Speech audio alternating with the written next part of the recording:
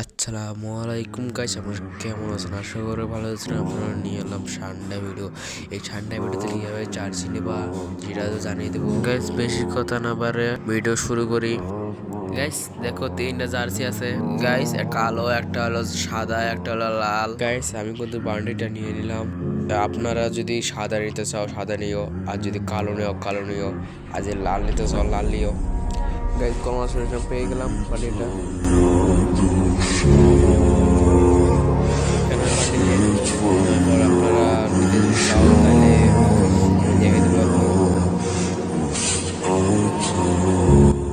আর এইখানে যাওয়ার পর হলো